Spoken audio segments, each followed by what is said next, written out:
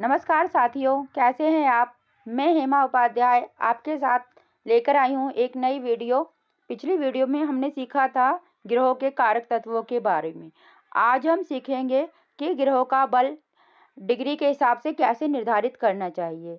जैसा कि हम फोटो में देख रहे हैं कि एक बालक है, फिर एक युवा है, फिर एक बालक है, किशोर है, युवा है और वृद्ध है और फिर वो मृत है। तो इसी तरह से हमारी कुंडली में ग्रह भी असर करते हैं। तो उनको हम कुंडली में दो भागों में बांट के देखते हैं, विषम राशियों में और सम राशियों में। तो विषम राशियां हमारी होती हैं जो पुरुष प्रधान राशियां होती हैं, जैसे कि 1, 3, 5, 7, 9 और 11 नंबर की राशियां। और सम राशियां होती हैं जो स्त्री प्रधान राशियां होती हैं, जैसे 2, 4 और 6, 8, 10 और 12 नंबर की राशियां हमारी स्त्री प्रधान राशियां होती हैं। हमें पता है कि ग्रहों की हर ग्रह 30 अंश का होता है। इन 30 अंशों को हम 6-6 अंश के आधार पर बांट लेते हैं, इनके 5 हिस्से कर लेते हैं। उस हिसाब से हम ग्रहों की अवस्थाएं निकालते हैं। विषम राशियों में ग्रहों की अवस्थाएं इस प्रकार होती हैं। नंबर 1, 0 डिग्री से 6 डिग्री तक बाल अवस्था होती है। और नंबर 2, 7 डिग्री से 12 डिग्री तक कुमार अवस्था होती है। नंबर 3 पे होती है 13 डिग्री से 18 डिग्री तक युवा अवस्था। और नंबर 4 पे होती है 19 डिग्री से 24 डिग्री तक वृद्ध अवस्था। 25 डिग्री से 30 डिग्री तक होती है मृत अवस्था। और इसी प्रकार हमारी सम जो राशियां होती हैं उनमें जो ये क्रम होता है वो उल्टा हो जाता है। जो 0 डिग्री से 6 डिग्री तक विषम राशियों में बाल अवस्था थी वो यहाँ पर मृत अवस्था हो जाती है।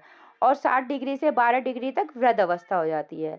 इसी प्रकार 13 डिग्री से 18 डिग्री तक युवा अवस्था हो जाती है। और 19 डिग्री से 24 डिग्री तक कुमार अवस्था हो जाती है। 25 डिग्री से 30 डिग्री तक वह बाल अवस्था हो जाती है। अब ये अवस्थाओं के आधार पर ग्रह का बल देखा जाता है। जो बाल अवस्था में जो भी हमारे कुंडली में ग्रह होते हैं वह कमजोर होते हैं और वो फल को पूरी तरह से नहीं दे पाते। अगर वह ग्रह हमारी कुंडली में अच्छे भी हैं तब भी वो उसका रिजल्ट अच्छे से नहीं दे पाएंगे, क्योंकि वो एक बालक की तरह काम करेंगे।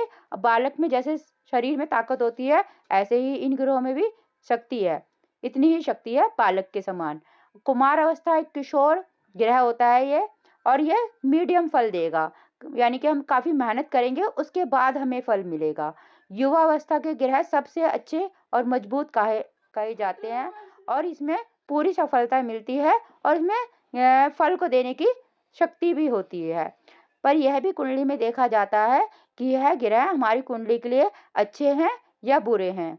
अब वृद्ध अवस्था के जो ग्रह हैं वो वृद्ध के समान ही कमजोर हो जाते हैं और उनके शरीर में कोई ताकत नहीं है, यानी कि वह परिणाम नहीं दे सकते हैं, वह थके हुए ग्रह हैं। और इसी प्रकार मृत जो ग्रह है वो बिल्कुल ही निष्क्रिय हो गए हैं, उनमें बिल्कुल ही भी परिणाम देने की शक्ति नहीं है, चाहे वह हमारी कुंडली के लिए कितने भी अच्छे क्यों ना हो। अगर वह मृत अवस्था में हो गए हैं तो वह हमारी कुंडली में अच्छे रिजल्ट नहीं दे पाएंगे। तो बने रहिए आगे की वीडियो तक हमारे साथ। हमारे चैनल को लाइक कीजिए, सब्सक्राइब कीजिए। धन्यवाद।